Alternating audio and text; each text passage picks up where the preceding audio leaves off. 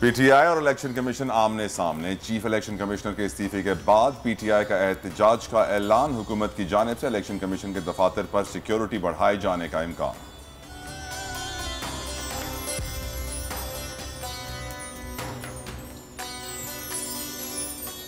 Load shedding में इजाफे का जिम्मेदार कौन? पावर सेक्टर के गर्दिशी कर्जों में 2,500 अरब तक इजाफा। बढ़ते कर्जे एनर्जी सेक्टर को दीमक की तरह चाट रहे हैं।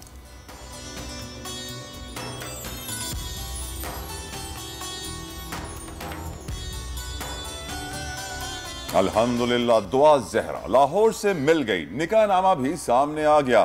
कई सवालों के जवाब आ गए। कहानी में मजीद कई बाब खुलने बाकी। दुआ की जल्द कराची मुंतकली का इम्कान।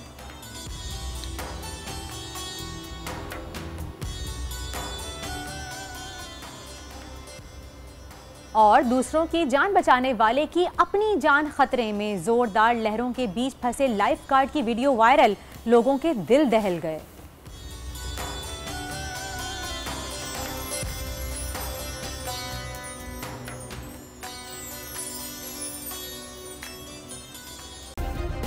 सब्सक्राइब करें और बेल दबाएं ताकि कोई खबर रह न जाए।